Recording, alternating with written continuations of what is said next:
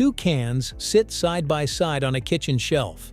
Same size, similar label, both made from milk. But choose the wrong one, and dinner can suddenly turn into dessert. One can is evaporated milk, creamy, unsweetened, and useful in soups, sauces, coffee, and mashed potatoes. The other is sweetened condensed milk, thick, glossy, intensely sweet, and ready for cakes, caramel, ice cream, and rich coffee. They look like close relatives because they are. Both began with the same simple idea: remove water from milk so it can last longer. But one stayed flexible, while the other became almost a dessert by itself. So how did one preservation trick create two cans with completely different jobs? To understand that difference, we have to return to a time when fresh milk was useful, valuable, and dangerously fragile. Let's get into it right here on Secrets of Simple Things.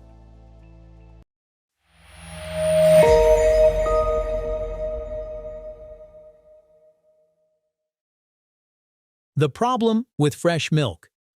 Fresh milk feels simple today because refrigeration makes it seem ordinary. You buy it, place it in the fridge, and expect it to wait until breakfast.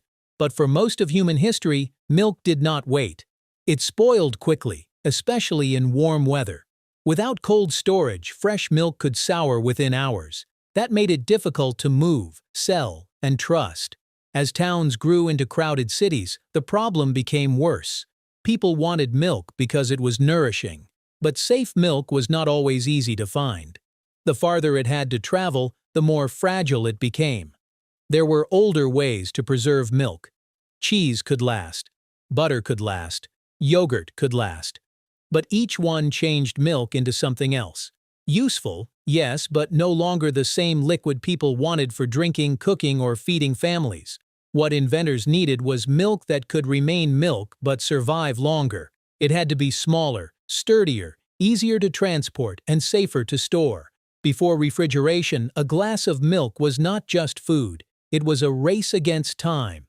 The answer did not begin with adding flavor. It began with removing something milk already had too much of: water. The simple science of removing water. Milk may look like one smooth liquid, but most of it is water.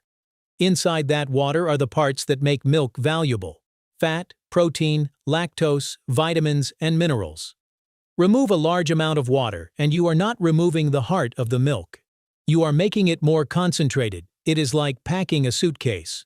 Remove the empty space, and the important things are still there, just packed tighter. Concentrated milk works in a similar way. With less water, it becomes thicker, richer, smaller, and easier to store. Less water also changes life for microorganisms. Bacteria need the right conditions to grow, and water is one of the most important. When there is less available water, it becomes harder for many microorganisms to multiply. The milk still needs careful processing, but it is no longer as fragile as fresh milk. This created a pantry food that could travel farther, last longer, and take up less space. But from the same trick, two very different versions would appear. The first famous version did not stop at removing water. It added one ingredient that changed everything: sugar. Condensed milk, when sugar became a preservative. In the 1850s, American inventor Gail Borden was not trying to create a dessert shortcut. He was trying to solve a serious food problem. Fresh milk could be unsafe, unreliable, and difficult to move. If milk could be made safer and more stable, it could feed more people in more places. His method used heat and reduced pressure to evaporate water from milk at lower temperatures. This helped concentrate the milk without scorching it. But Borden's real breakthrough came from what he added next: a large amount of sugar. Today, we mostly think of sugar as sweetness. In condensed milk, it is also a tool. Sugar helps bind water, leaving less available moisture for bacteria to use. That makes it harder for many microorganisms to survive and multiply. The result was not just sweet milk. It was compact, energy-rich, shelf-stable milk that could be stored, shipped, and trusted more easily than fresh milk. The finished product was thick, glossy, and intensely sweet. It poured slowly, clung to the spoon, and carried the flavor of milk with the weight of something closer to dessert. During the American Civil War, Sweetened condensed milk became valuable because it was nutritious, portable, and long-lasting. After the war, it moved from necessity into habit, then from habit into recipes. What began as a practical answer to unsafe milk eventually became a beloved dessert ingredient, but not everyone wanted preserved milk to taste like dessert. The next step was finding a way to keep milk stable without turning it sweet. Evaporated milk, the unsweetened twin. Evaporated milk is the quieter twin of condensed milk. It begins with a similar idea. Take fresh milk and remove much of its water. Like condensed milk, evaporated milk has about 60% of its water removed, leaving it thicker, creamier, and more concentrated than before. Then it takes a different path. It does not receive the heavy dose of sugar that gives condensed milk its sweetness and sticky richness. Instead, its protection comes from heat. After the milk is concentrated, it is sealed inside cans and sterilized. That process kills harmful microorganisms and helps the milk stay safe on the shelf for months. The result is not dessert in a can. It is unsweetened concentrated milk with a smooth body, creamy texture, and slightly cooked flavor. Because it is not sweet, it can move through the kitchen in ways condensed milk cannot. It can make soup silkier, sauce rounder, coffee creamier, and mashed potatoes smoother without making them taste like candy. In places where fresh milk was hard to keep cold, evaporated milk could also be diluted with water to act more like ordinary milk. It was not exactly the same, but it was practical when fresh milk was not. And that one missing ingredient, sugar, is why these two cans should never be treated as the same thing. The difference is simple, but the results are huge. The difference sounds almost too simple. Evaporated milk is concentrated milk without added sugar. Sweetened condensed milk is concentrated milk with a large amount of sugar. But in cooking, that one detail changes the entire job. Evaporated milk belongs to the stove. It is the can you reach for when a dish needs creaminess, not sweetness. In soups, it adds body. In sauces, it rounds out sharp flavors. In casseroles, it helps create the soft texture people expect from comfort food. In mashed potatoes, it brings milkiness without the weight of cream.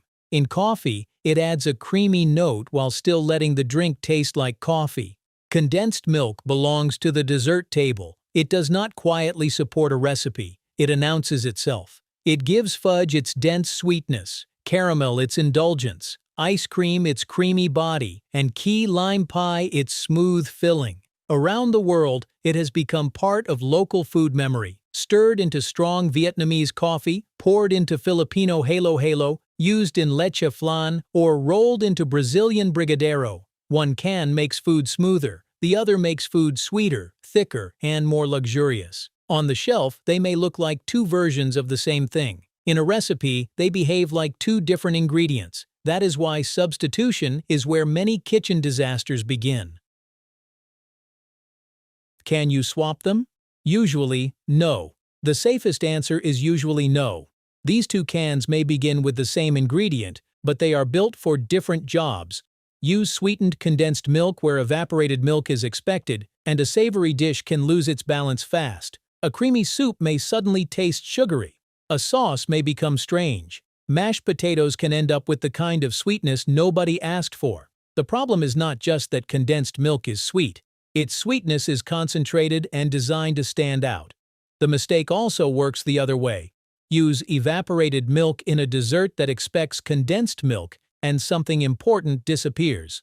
The recipe loses sugar, thickness, shine, and the rich body condensed milk brings. A pie filling may taste flat. Fudge may fail to feel dense. Ice cream may lose part of its creamy weight. In an emergency, evaporated milk can be mixed with sugar to create a rough substitute. But rough is the key word. The texture, sweetness, and behavior may not match the original. Recipes call for one or the other because the balance has already been designed. So the question is not which one is better. The better question is, what job are you asking the milk to do? One idea, two pantry personalities. Both cans begin with the same idea. Fresh milk can survive longer if much of its water is removed. That one act made milk smaller, richer, and easier to store. But from that shared beginning, the two products developed different personalities. Evaporated milk stayed close to the kitchen's practical side. It kept the creaminess of milk while remaining unsweetened, flexible enough for soups, sauces, coffee, casseroles, and everyday cooking. It solved shelf life without forcing every dish to become sweet. Condensed milk took the sweeter path.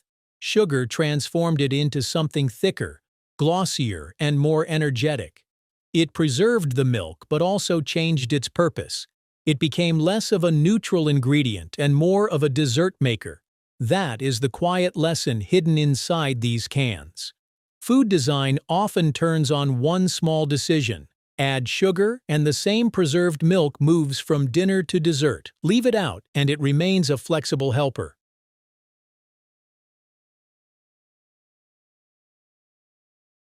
Two cans, one tiny difference. The next time you see evaporated milk and condensed milk sitting side by side, they may still look like ordinary cans on an ordinary shelf. But now they carry a different story. Inside them is a small lesson in food history. How people learned to make fragile milk survive a world without refrigeration. Inside them is a simple piece of science. Remove water and milk becomes smaller, richer, and harder to spoil. And inside them is one tiny decision that changes everything. Leave out the sugar, and milk stays practical, flexible, ready to make dinner smoother. Add the sugar, and it becomes thick, glossy, sweet, and almost impossible to separate from dessert. Two cans, one idea, one ingredient that sends them in completely different directions. If this simple kitchen confusion made you look at those two cans a little differently, there are many more everyday objects with hidden stories just like this. From the food in your pantry to the tools in your home, simple things often carry surprising history. Subscribe to Secret of Simple Things for more stories that make ordinary things feel new again.